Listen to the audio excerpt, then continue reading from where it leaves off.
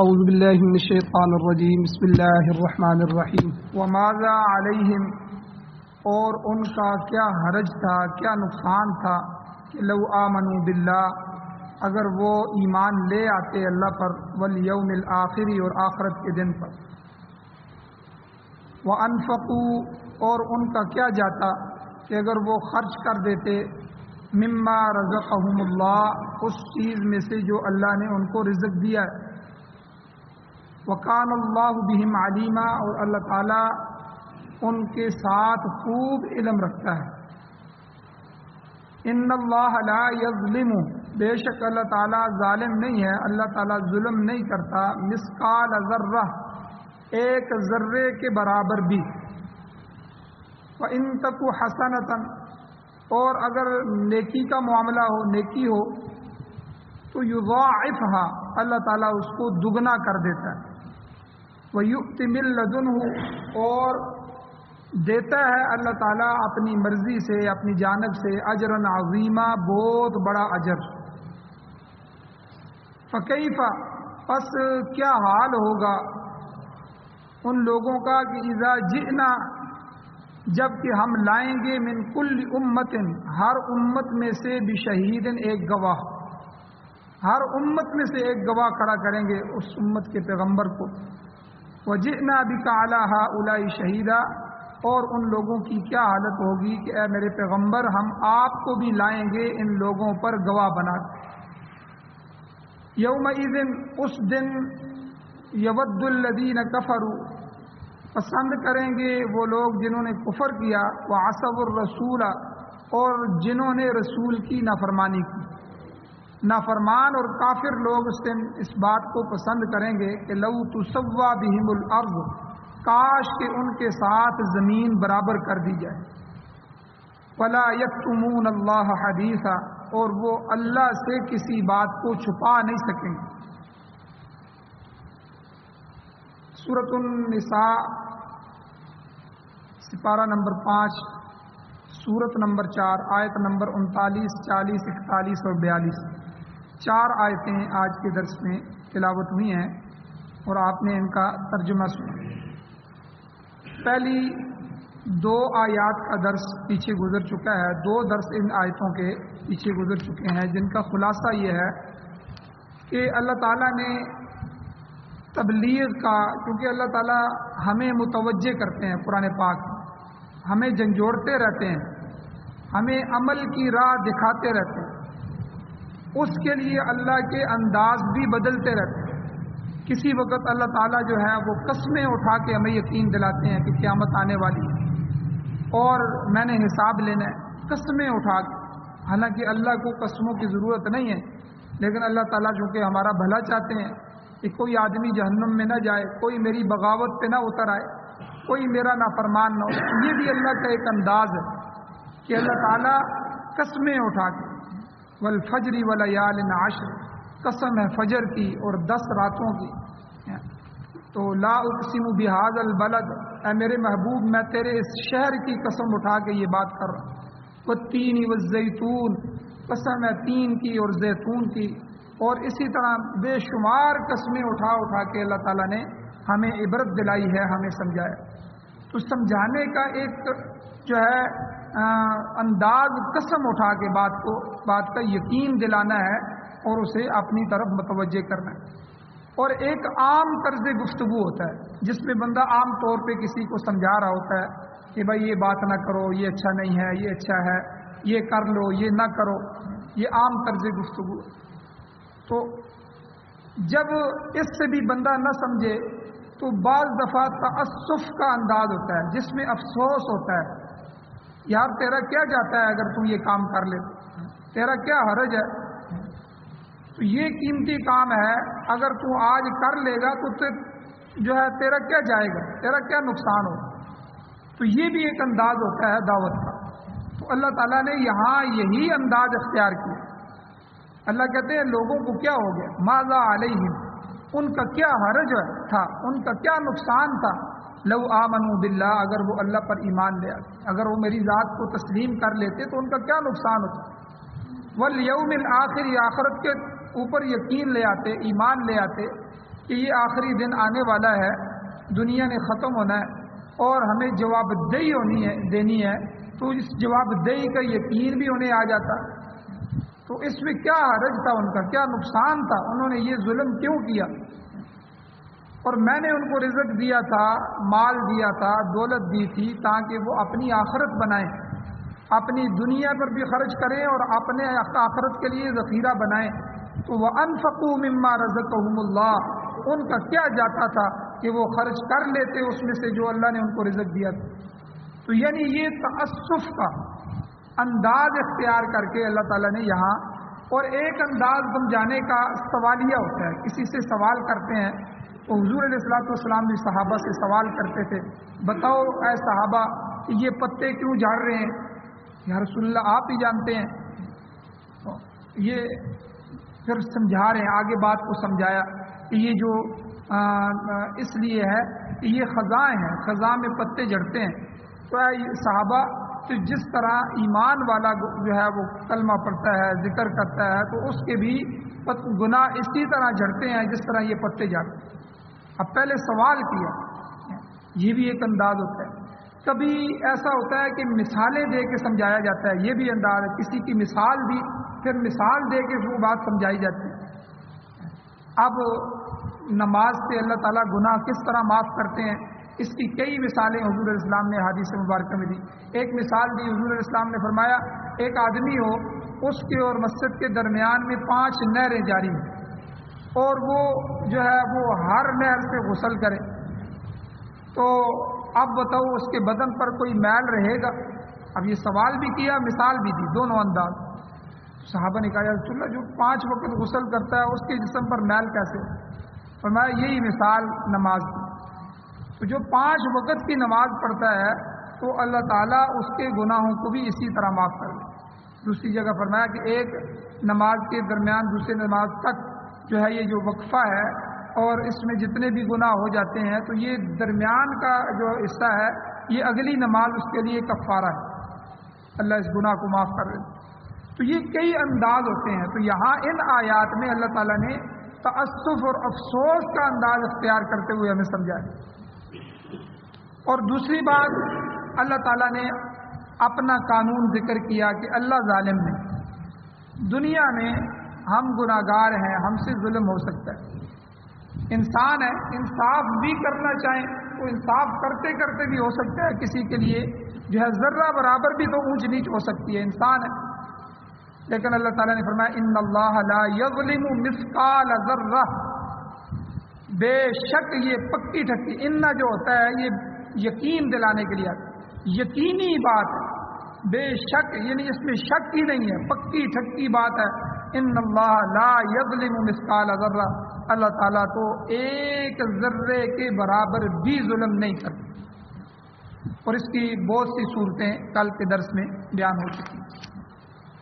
اور پھر اللہ تعالیٰ نے اپنی رحمت کو اتنا وسیع کر دیا ہے، اللہ اتنی بڑی رحمت والے ہیں کہ ہمارا پالا اس ذات کے ساتھ پڑا ہوا ہے، ہمارا پالا کسی انسان سے نہیں ہے جو معاف ہی نہیں کرتے، اگر معاف کر دیں تو جرگوں پہ جرگے کرنے پڑتے ہیں، اور پھر دوبارہ اگر غلطی ہو جائے تو پھر تو تانے بھی سننے پڑتے ہیں۔ تو اللہ تعالیٰ نہ تانا دیتے ہیں نہ اللہ تعالیٰ کے لیے کسی جرگے کی ضرورت ہے، بس بندہ مخلص ہو کے آ جائے اللہ کے دربار میں، اور اللہ یہ بھی نہیں دیکھتے یہ تو اتنے سالوں سے بغاوت کر رہا ہے۔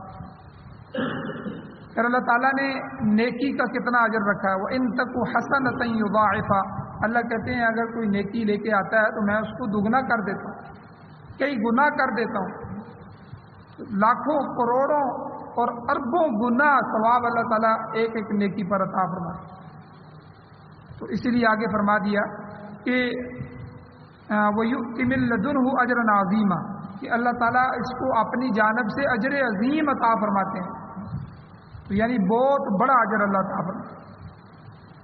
اب یہاں تک تو نیکی کی ترغیب تھی، اس کا ایک انداز اختیار کرنا۔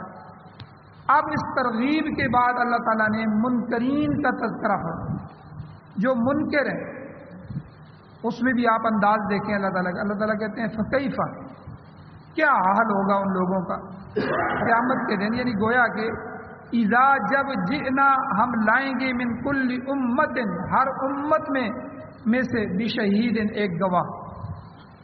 جب مجرمین لوگ ساری امتیں آدم علیہ السلام کی امت ہے، ادریس علیہ السلام کی امت ہے، ہر نبی کی اپنی اپنی امت ہے جو ہے وہ اپنے اپنے علاقے قبیلے اپنے جو ہے قوم یا اپنے پورے ملک ایک خطے کے لیے بھیجے گئے تھے. تو جس کا جتنا علاقہ تھا اس میں وہ سارے لوگ اس نبی کی امت گزرے.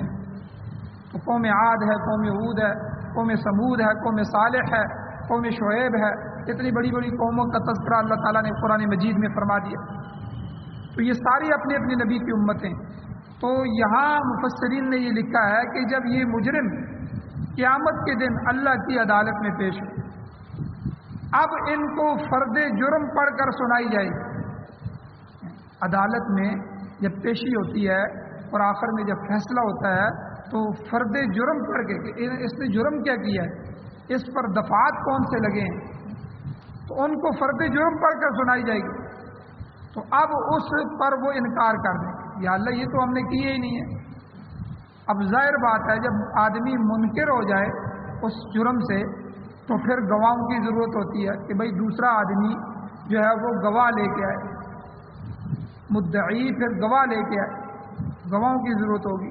تو چنانچہ مشہور تفسیر کے مطابق تو ہر امت کی گواہی اس امت کا نبی دے گا، پھر اس امت کے نبی کو لایا جائے گا اور اللہ تعالیٰ مجرمین سے پوچھیں گے کہ کیا تمہارے پاس میرا پیغام نہیں آیا تھا، میرا نبی نہیں آیا تھا، میری کتاب نہیں آئی تھی، میرے احکامات نہیں آئے تھے. وہ انکار کریں گے، ایسا تو اللہ کوئی نبی ہمارے پاس نہیں آیا، ہمیں تو کوئی کتاب نہیں ملی. تو اس امت کا نبی بطور گواہ اللہ تعالیٰ وہاں پیش کریں گے. بھئی لایا جائے، ہم نے تو فلاں کو نبی بنا کے بھیجا تھا اور یہ قوم سے انکار کر لی. تو اللہ تعالیٰ اس نبی کو بطور گواہ پیش فرمائیں گے اور وہ آ کر نبی عرض کرے گا مولا کریم میں نے تیرے سارے احکام ان تک پہنچا دیے، آپ نے جیسا میرے اوپر وحی فرمائی تھی میں نے ان کو حکم پہنچا دیے، جیسے کتاب نازل فرمائی میں نے ان کو دے. یہ تو ہر امت کا ہے. اور حضور علیہ الصلوۃ والسلام کا الگ سے ذکر فرمایا.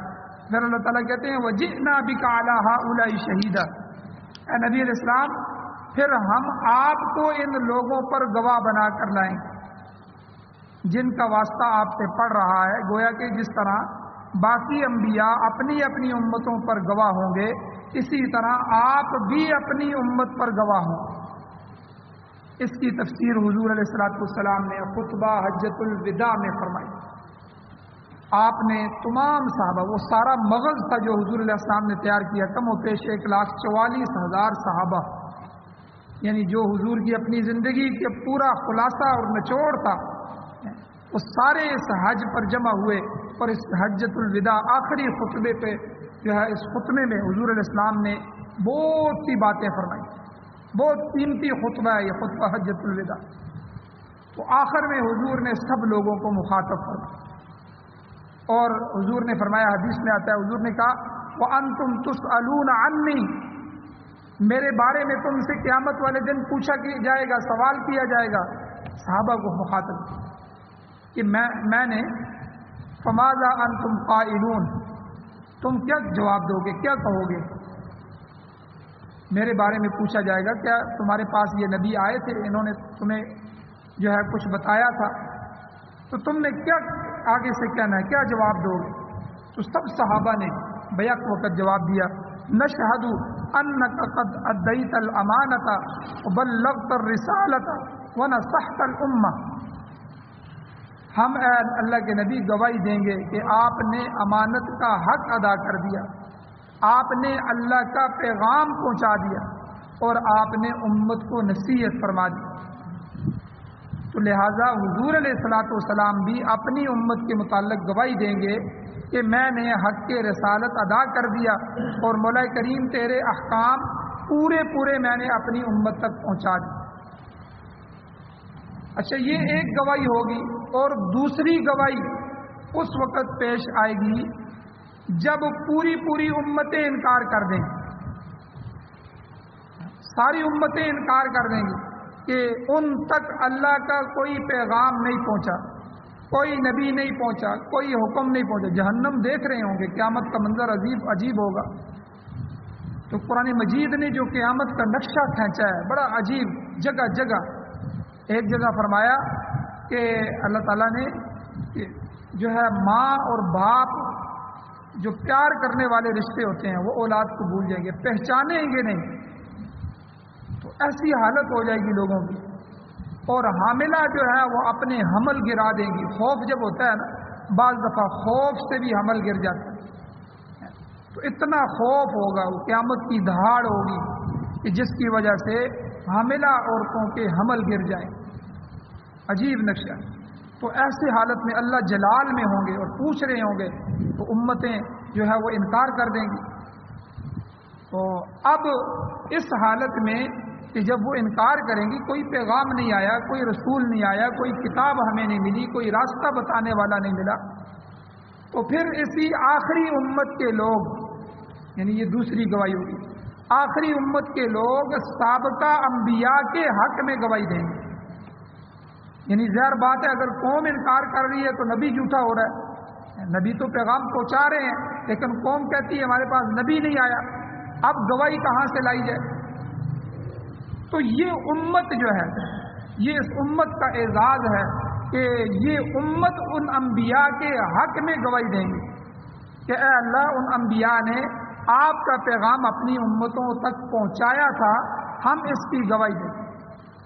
اچھا، حدیث میں آتا ہے کہ پچھلی امتیں، سابقہ امتیں اس گواہی پر جرا کریں گی، اعتراض اٹھائیں گی۔ مولا کریم یہ تو آخری امت ہے، یہ تو ہم سب کے بعد میں آنے والی امت ہے، یہ پہلوں پر کیسے گواہی دے رہے ہیں، ان کی گواہی کیسے قبول ہو سکتی ہے؟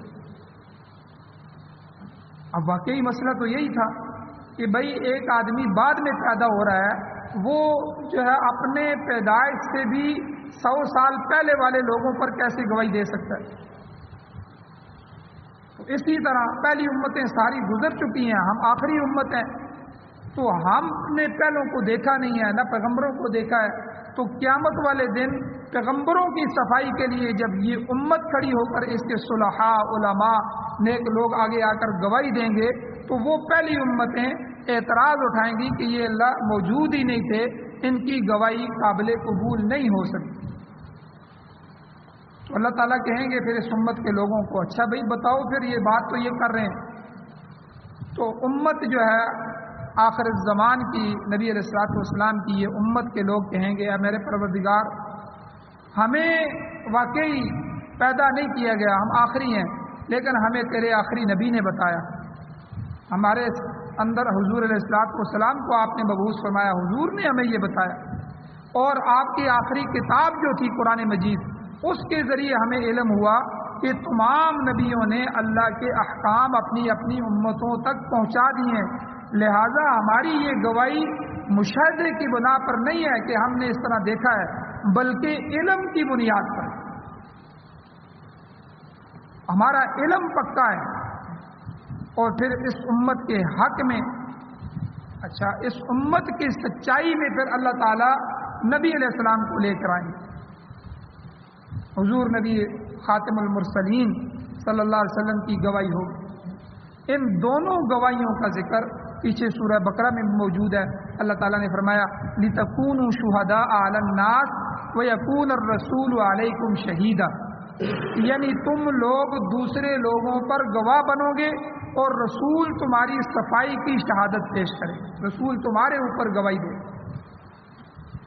اب رہی یہ بات کہ حضور علیہ الصلوۃ والسلام ان لوگوں کی گواہی تو مشاہدے کی بنا پر دیں گے جو آپ کے زمانے میں آپ کے سامنے موجود تھے، مگر ان لوگوں کی شہادت کیسے دیں گے جو خود آپ کے زمانے میں بھی آپ سے غائب تھے یا جو آپ کے وصال کے بعد آئے؟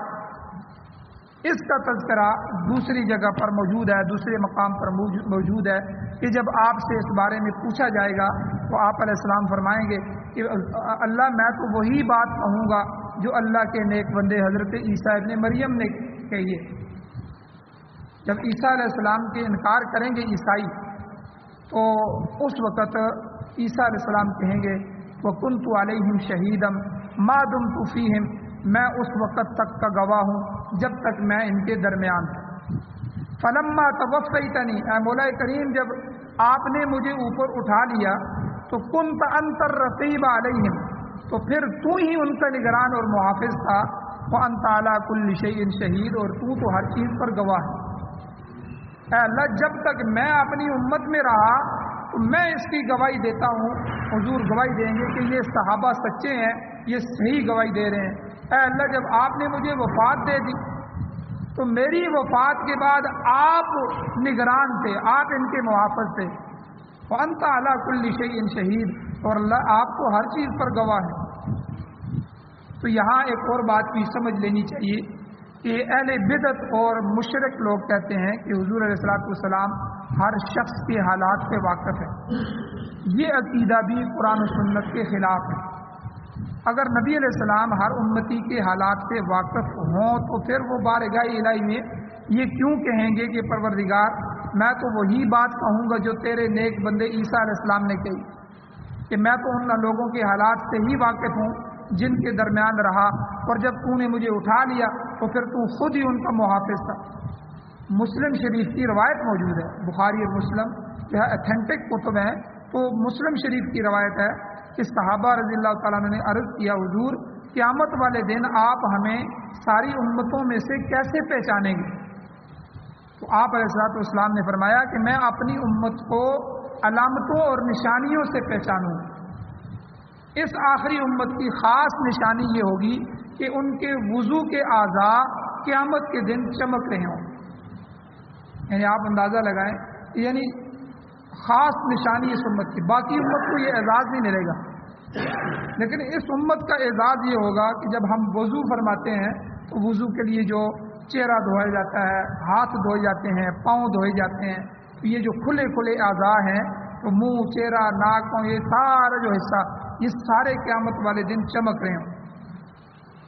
تو ظاہر ہے کہ اگر حضور علیہ الصلوۃ والسلام ہر شخص کے حالات جو ہیں وہ بذات ہی جانتے ہوں تو پھر علامات سے پہچاننے کا کیا مطلب رہ جاتا ہے؟ تو بہرحال اللہ تعالیٰ نے فرمایا کہ اس دن نافرمانوں کا کیا حال ہوگا کہ جب ہم ہر امت میں سے گواہ لائیں گے اور آپ علیہ الصلوۃ والسلام کو اس امت پر گواہ پیش کیا جائے۔ تو آپ حضرات اور میں سارے فکر کریں کہ جب ہماری یہ حالت ہوگی اس وقت کیا عالم ہوگا کہ جب ہمارے اوپر گواہی دی جائے گی، ہمارے گناہوں پر گواہی دی جائے گی۔ تو اس حالت میں یہ ساری حالت پیش کر کے اللہ تعالیٰ نے آگے قیامت کا نقشہ پیش فرمایا، اور پیش کر کے اللہ اور اللہ کے رسول کا انکار کرنے والوں کی جو بے بسی ہے اس وقت، اس بے بسی کو اللہ بیان کر رہا ہے۔ ایک آدمی جب غلطی کر جاتا ہے، عیاشی میں پڑا رہتا ہے، اور جب وہ بالکل اس پر قیامت آ جاتی ہے، دنیا میں بھی کئی دفعہ معاملات ہوتے ہیں، پھر وہ جب بے بس ہو جاتا ہے، اس کی بے بسی پھر وہ قابل بیان نہیں رہتی، دیکھنے کے قابل ہوتی۔ تو یہی اللہ تعالیٰ نے منکرین کی بے بسی کو یہاں آگے بیان فرمایا۔ اللہ تعالیٰ کہتے ہیں یومئذ یود الذین کفروا، کہ جب ہر امت میں سے اس کا نبی بھی گواہ پیش ہو گیا اور ان امتوں پر یہ امت گواہ پیش ہو گئی، پھر اس امت کی صفائی کے لیے حضور گواہ پیش ہو گئے، تو حضور کی صفائی کے لیے اللہ تعالیٰ کی کتاب گواہی دے گی، اللہ خود گواہی دے دیں گے۔ جب یہ ساری گواہیاں مکمل ہو جائیں گی، ان کا انکار ختم ہو جائے گا، اس وقت یہ کافر اور رسول کے نافرمان لوگ کتنے بے بس ہوں گے، اس نقشے کو اللہ نے یہاں بیان کیا۔ اللہ تعالیٰ کہتے ہیں یومئذ یود الذین کفروا، اس وقت اس حال میں وہ لوگ اس بات کو پسند کریں گے جنہوں نے کفر کیا، وہ آرزو کریں گے، وہ خواہش کریں گے اس بات کی، کافر لوگ، وعصوا الرسول، جنہوں نے اپنے اپنے پیغمبر کو جھٹلایا، جنہوں نے حضور کی اتباع نہیں کی۔ تو یہاں پر کفر سے مراد مطلق کفر ہے، یعنی کہ کوئی شخص اللہ کی وحدانیت، اس کے رسولوں کا، اس کے فرشتوں، کتابوں، تقدیر اور قیامت کے دن کا انکار کر دے۔ اور کفر کا اطلاق محض نافرمانی پر بھی ہوتا ہے، کفر نافرمان کو بھی کہتے ہیں، اور عام گناہ پر بھی کئی دفعہ یہ لفظ بول دیا جاتا ہے۔ تو کفر کا اطلاق جو ہے کئی دفعہ قرآن مجید میں ناشکری پر بھی استعمال ہوا، جیسے اللہ تعالیٰ نے فرمایا وَاشْكُرُوا لِي وَلَا تَكْفُرُونَ، میرا شکر کرو، میری ناشکری نہ کرو۔ عورتوں کے بارے میں حضور نے فرمایا کہ تکفرن العشیر، کہ تم اپنے خامدوں کی ناشکری کرتی ہو، کفر کرتی ہو، تو یہ کفر ناشکری کے معنی۔ اسی طرح رسول اللہ صلی اللہ علیہ وسلم کی اطاعت ہمارے اوپر فرض ہے، اللہ کے نبی کی اطاعت۔ من یطیع الرسول فقد اطاع اللہ، جس نے رسول کی اطاعت کی اس نے گویا کہ اللہ کی اطاعت کی۔ تو چنانچہ فرمایا کہ جس نے کفر کیا اور رسول کی نافرمانی کی، وہ جب قیامت میں یہ گواہ پیش ہو جائیں گے تو وہ اس بات کو پسند کریں گے، اس کی آرزو کریں گے، اس کی خواہش کریں گے، لو تسوا بہم الارض، ہائے کاش کہ آج زمین ان پر برابر کر دی جائے، یعنی آج وہ ختم ہو کر مٹی میں مٹی مل جائیں، تاکہ آخرت کے اس دائمی عذاب سے چھٹکارا ہو جائے۔ آپ اندازہ لگائیں جو کافر ہوگا، کافر کا عذاب تو ختم ہی نہیں ہوگا۔ اگر مومن کو کسی گناہ کی وجہ سے اللہ تعالیٰ نے عذاب میں ڈالا بھی، تو وہ اپنے عذاب کو بھگت کر آخر کلمے کی بنیاد پر، ایمان کی بنیاد پر ضرور جنت میں جائے گا۔ لیکن کافر جب یہ دیکھے گا کہ اب تو میرا ہمیشہ کا عذاب، ہمیشہ کا عذاب، اربوں خربوں خربہا خرب سال، اور بلکہ نہ ختم ہونے والا زندگی، وہ سارا جہنم میں جلے، تو یہ اس کی بے بسی ہوگی، اور اس بے بسی میں وہ اپنے ہاتھ کاٹ رہے ہوں گے اور اپنے ہاتھ جو ہے اپنے منہ میں ڈال رہے ہوں گے، اور یہ آرزو کریں گے لو تسوا بہم الارض، ہائے کاش آج ہم مٹی میں مٹی مل جائے، آج ہمیں موت آ جائے، آج کسی طرح۔ اور یہ سورہ نبا میں بھی اللہ تعالیٰ فرماتے ہیں کہ جب کوئی کافر اپنا نامہ اعمال دیکھے گا تو وہ کہے گا یا لیتنی کنت ترابا، ہائے کاش میں مٹی ہو جاؤں، یہ کیا ہو گیا میرے ساتھ، میں نے کیا کر دیا۔ تو یہی اللہ یہاں بھی سمجھا رہے ہیں، کیا جاتا تھا تمہارا، کیا نقصان ہوتا تھا اگر تم اللہ پر ایمان لے آتے اور آخرت پر ایمان لے آتے، اللہ کی باتوں کو دنیا میں مان لیتے۔ ترمذی شریف کی روایت میں آتا ہے، ترمذی شریف کی صحیح حدیث ہے، حضور علیہ السلام نے فرمایا دیکھو کسی کے ساتھ ظلم اور زیادتی نہ کرو، قیامت کے دن ہر حقدار کو اس کا حق ضرور دلایا جائے گا، حتیٰ کہ اس دنیا میں اگر کسی سینگ والی بکری نے بے سینگ بکری کے ساتھ ٹکر مار کے زیادتی کی ہوگی تو اس کو بھی قصاص اور بدلہ دلایا جائے گا۔ حالانکہ یہ جانور وغیرہ مکلف تو نہیں ہے، جانوروں کا تو حساب نہیں ہے، نہ ان پر دائمی سزا ہے، البتہ ایک دوسرے سے بدلہ دلانے کے بعد اللہ تعالیٰ فرمائیں گے کونو ترابا، اب تم جانور سارے کے سارے مٹی ہو جائیں، یہ سب مٹی ہو کر ختم ہو جائیں گے۔ فرمایا اسی طرح کفار اور نافرمان دیکھیں گے کہ بھائی ان کا تو بدلہ ہو گیا جانوروں کا، تو یہ تو مٹی ہو گئے ہیں، اس وقت یہ آرزو کریں گے کونو ترابا، اس وقت کہیں گے کہ ہائے کاش یا لیتنی کنت ترابا، ہائے کاش کہ جو ہے مٹی مٹی ہو جائیں، ہم مٹی میں مل جائیں اور موت آ جائے، موت آ کے ہمیں ختم کر دے اور کسی طرح ہم اس دائمی عذاب سے بچیں۔ مگر ان کی یہ حسرت قرآن کہتا ہے پوری نہیں ہوگی، کیونکہ وہ شرائع الہیہ کے پابند ہیں، اللہ تعالیٰ نے عقل دی تھی اور ان کی رہنمائی کے اللہ نے رسول بھیجے تھے اور پھر بہت ساری کتابیں نازل کی تھی، اب ان کا کوئی عذر قابل قبول نہیں ہوگا، وہ اللہ کے عذاب کے مستحق ٹھہرے۔ اور آخر میں اللہ تعالیٰ نے آخری جملہ فرمایا کہ ایسے لوگ خواہش کے باوجود ولا یکتمون اللہ حدیثا، اللہ تعالیٰ سے کسی چیز کو چھپا نہیں سکیں گے۔ سورۃ الطارق میں 30ویں پارے میں آتا ہے یوم تبلی السرائر، کہ قیامت کے دن تمام اندرونی راز ظاہر کر دیے جائیں۔ آج جن کو ہم کہتے ہیں نا میں نے چھپ کے یہ کام کیا، میں نے کسی کو پتہ ہی نہیں چلنے دیا، دنیا میں انسان ہزاروں بید جو ہے وہ چھپا دیتا ہے، ہزاروں چیزیں اس کی بیوی کو بھی پتہ نہیں ہوتا، اس کی کسی قریبی کو بھی پتہ نہیں ہوتا۔ اللہ تعالیٰ کہتے ہیں یوم تبلی السرائر، وہ قیامت کا دن وہ دن ہوگا جس دن اندرونی رازوں کو بھی ظاہر کر دیا جائے، ہر چیز سامنے لائی جائے۔ یومئذ تعرضون لا تخفى منکم خافیہ، سورۃ الحاقہ میں اللہ تعالیٰ فرماتے ہیں اس دن تم حاضر کیے جاؤ گے اور تم سے کوئی چیز چھپ نہیں جائے گی۔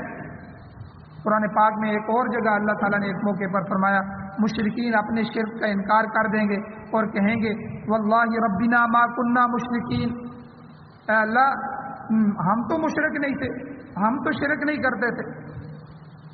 تو اللہ تعالیٰ ان کے منہ پر مور لگا دیں. آپ اندازہ لگائیں کیا کیا ہوگا قیامت کے دن. اللہ منہ پہ منہ بند کر دیں گے, بند ہو جائے اس کا منہ. اللہ کہتے ہیں الیوم نختم علی افواہہم, آج کے دن ہم ان کے منہ پر مور لگا دیں, بند. اب کیا ہوگا؟ وَتُكَلِّمُنَا أَيْدِيهِمْ وَتَشْهَدُ أَرْجُلُهُم, مجرمین کے ہاتھ بولیں گے, ان کے پاؤں گواہی دیں گے. اے اللہ ہم تیرے تھے, تو نے ہمیں امانت کے طور پر اس کے سپرد کیا تھا, یہ جھوٹ بول رہا ہے, ہم ہاتھ گواہی دیں گے ہمارے ساتھ اس نے یہ گناہ کیے. پاؤں گواہی دیں گے ہم فلاں فلاں جگہ پہ چل کے گئے. اللہ منہ کو بند کر دیں گے اور اس کے اعضاء اس کے خلاف گواہی دیں. غرض اس دن کوئی چیز کوئی بندہ چھپا نہیں سکے گا اور اپنے انجام کو پہنچ کے رہے گا. اس لیے میرے بھائیوں, قرآن پاک کی یہ آیات ہمیں فکر دے رہی ہیں کہ یہ موقع ہے, اس موقع سے فائدہ اٹھایا جائے, قرآن و سنت کی تعلیم کو پڑھا جائے اور ہمیں پتہ چل جائے کہ اللہ ہم سے کیا کہہ رہے ہیں. اللہ پر اپنے ایمان کو پختہ کیا جائے, اللہ کی ذات کا محتاج بنا جائے اور اللہ کے در پہ آیا جائے اور 5 وقت کی بندہ نماز پڑھے, اللہ سے مانگے اور اپنی حاجتوں کو اس احکم الحاکمین کے سامنے پیش کرے اور قیامت کی فکر کرے. اللہ تعالیٰ سے دعا ہے اللہ ہمیں عمل کی توفیق عطا فرمائے.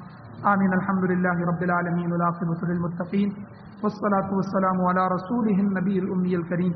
یا اللہ ہماری کمیوں کو تائیوں کو معاف فرمائیے, درگزر فرمائیے. یا اللہ قیامت کی ذلت سے ہمیں محفوظ فرمائیے. یا اللہ کل قیامت کے دن سارے انبیاء, ساری امتیں سب بیٹھے ہوں گے. یا اللہ جس طرح آج آپ نے ہمارے گناہوں کو چھپایا ہے, پردہ پوشی فرمائی ہے, یا اللہ کل قیامت کے دن بھی پردہ پوشی فرمائیے. ہماری بدعمالیوں کی وجہ سے حضور کو غمگین نہ فرمائیے. یا اللہ اپنے نبی کو غمگین نہ فرمائیے. یا اللہ بغیر حساب کتاب کی جنت کے داخلے کے فیصلے فرمائیے. یا اللہ دنیا میں ہمیں ہدایت پر رکھیے, ہدایت پر قائم رکھیے, ہماری نسلوں کی ہدایت کے فیصلے فرمائیے. کفر, شرک, نفاق, بدعات, رسومات, ہر طرح کی وہ چیزیں جس کو آپ ناپسند فرماتے ہیں ان سے ہماری نسلوں کو بھی محفوظ فرمائیے. یا اللہ قرآن و سنت کا آئین, قرآن و سنت کو بطور دستور ہمیں نصیب فرمائیے. یہ امن والی کتاب ہمیں دستور کے طور پر, یا اللہ آج ہماری اسمبلیوں میں بے حیائیوں کے, فحاشیوں کے قوانین پاس ہو رہے ہیں. یا اللہ ہمیں خلافت سے آپ نے محروم کر دیا, قرآن و سنت کی تعلیمات کو بطور آئین نافذ کرنے سے ہمیں محروم کر دیا ہماری بدعمالیوں کی وجہ سے. یا اللہ ہمیں معاف فرمائیے, ایک دفعہ پھر ہمیں خلافت نصیب فرمائیے. یا اللہ نیک لوگوں کی سرداری نصیب فرمائیے. یا اللہ بیماروں کو شفا عطا فرمائیے. اللہ پریشانوں کی پریشانیاں ختم فرمائیے. جو حضرات ایمان کی حالت سے اس دنیا سے جا چکے ہیں ان سب کی بخشش فرمائیے. صلی اللہ تعالیٰ علی خیر خلقہ محمد وآلہ وصحبہ اجمعین برحمتک یا ارحم الراحمین.